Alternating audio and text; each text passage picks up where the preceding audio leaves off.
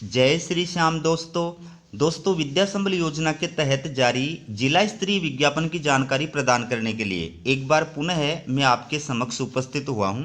चलिए वीडियो की शुरुआत करते हैं। ये आप देखिए, राजकीय लोहिया महाविद्यालय चूरू के द्वारा ये प्रेस विज्ञप्ति जारी की है।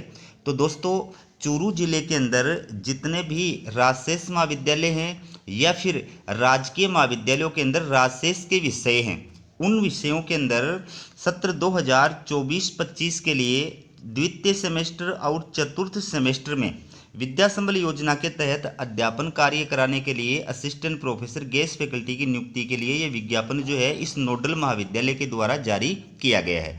तो इस विज्ञापन के तहत आवेदन करने की जो लास्ट डेट बताई है वो 17 फरवरी 2025 साय 5 बजे तक बताई गई है। आप पूरा वीडियो देखिएगा। इस वीडियो के अंदर पूरे निर्देशों के बारे में और आवेदन फॉर्म के बारे में आपको जानकारी प्रदान करूंगा। सबसे पहले आप देखिए कि ये जो जिला स्तरीय नोडल महाविद्यालय है, इसके द्वारा कौन कौन से महाविद्यालयों के लिए विज्ञापन जारी किया है। तो यहाँ पर उस महाविद्यालय का नाम है, जिस महाविद्यालय के लिए विज्ञापन जारी किया है, उस महाविद्यालय में कौन कौन से विषय और कितने कितने पद हैं उसकी जानकारी प्रदान की गई है। और साथ ही साथ में आपको आवेदन फॉर्म किस नोडल महाविद्यालय में जमा कराना है उसकी जानकारी प्रदान की गई है। तो सबसे पहला जो महाविद्यालय है, राजकीय लोहिया महाविद्यालय चूरू, राजकीय कृषि महाविद्यालय चूरू और राजकीय महाविद्यालय राजलदेसर चूरू।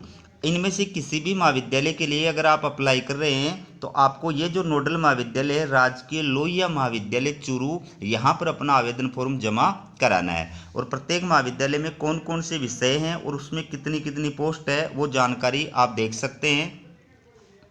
अगला जो महाविद्यालय है ये है राजकीय महिला महाविद्यालय तारानगर चूरू।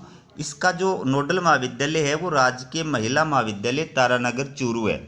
फिर है राजकीय कृषि महाविद्यालय तारानगर चूरू और इसके बाद में माँ जालप्पा देवी राजकीय महाविद्यालय तारानगर चूरू। फिर श्रीमती मोहनी देवी चाचान राजकीय महाविद्यालय साहवा चूरू।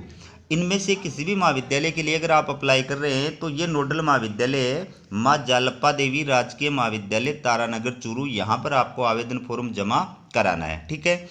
अगला जो महाविद्यालय है ये है राजकीय कन्या महाविद्यालय राजगढ़ चूरू। ठीक है। इसके बाद में राजकीय महाविद्यालय राजगढ़ चूरू और उसके बाद में श्रीमती शकुंतला देवी राजकीय महाविद्यालय सिद्धमुख चूरू।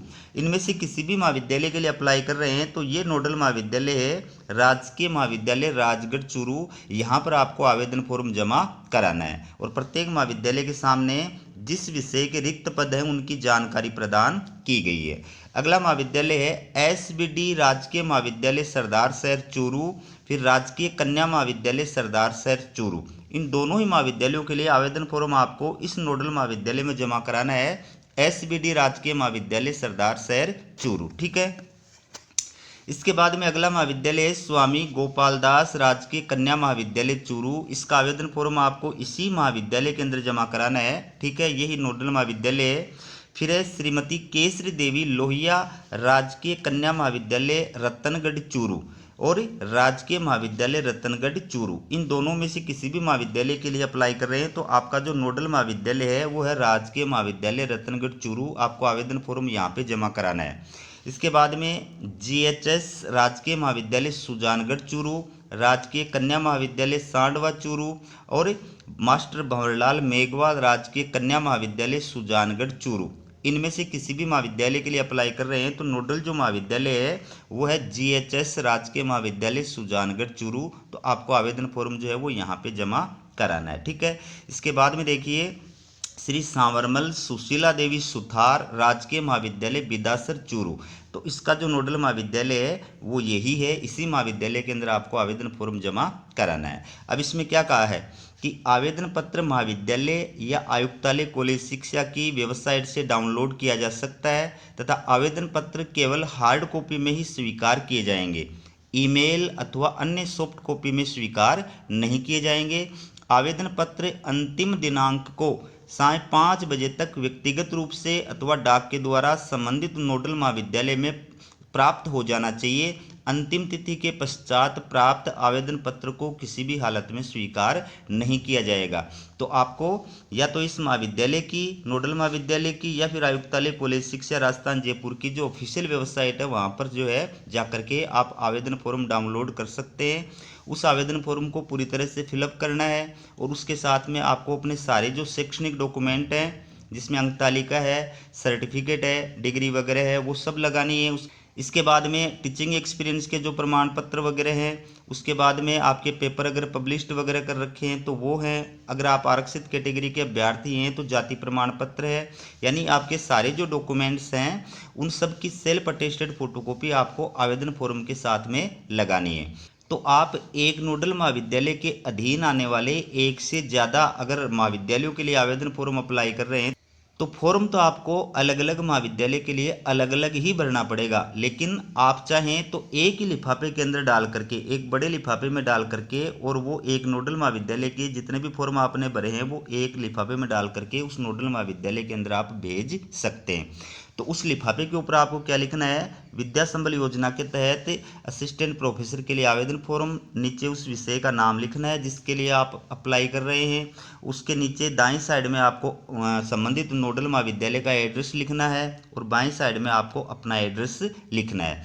आप चाहें तो इसको डाक के माध्यम से भी संबंधित नोडल महाविद्यालय के अंदर जमा करा सकते हैं। आप चाहें तो व्यक्तिगत रूप से जाकर के भी उस नोडल महाविद्यालय के अंदर जमा करा सकते हैं। ठीक है। अब इसके अंदर आपको मानदेय जो है वो कितना प्रदान किया जाएगा। तो दोस्तों, विद्या संबल योजना के तहत जो मानदेय प्रदान किया जाता है वो प्रति कालांश 800 रुपये प्रदान किया जाता है। ठीक है। लेकिन इसके अंदर शर्त ये है कि एक सप्ताह में आप अधिकतम 14 कालांश ही ले सकते हैं। एक सप्ताह में 14 कालांश से ज़्यादा आपको मानदेय प्रदान नहीं किया जाएगा। और जैसे ही आपके 50 कालांश पूरे होंगे आपको 40,000 रुपये मानदेय जो है वो प्रदान किया जाएगा। ठीक है। अब इसके अंदर आपकी सेवाएं कब तक ली जाएंगी। तो दोस्तों, जब तक द्वितीय सेमेस्टर और चतुर्थ सेमेस्टर इनकी जो एग्ज़ाम है वो जब तक प्रारंभ नहीं हो जाती हैं, या फिर इनका जो सिलेबस है वो जब तक पूरा नहीं हो जाता है, तब तक आपकी सेवाएं जो है इस योजना के तहत ली जाएंगी। ठीक है। तो इसके अंदर कौन अभ्यर्थी अप्लाई कर सकता है।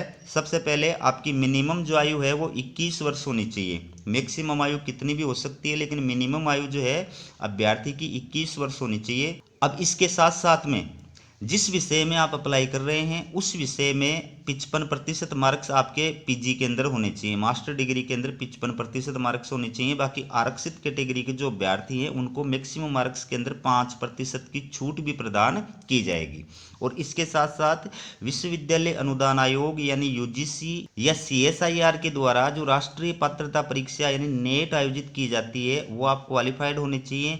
या फिर जो स्टेट पात्रता परीक्षा होती है सेट या स्लेट वो आप क्वालिफाइड होने चाहिए।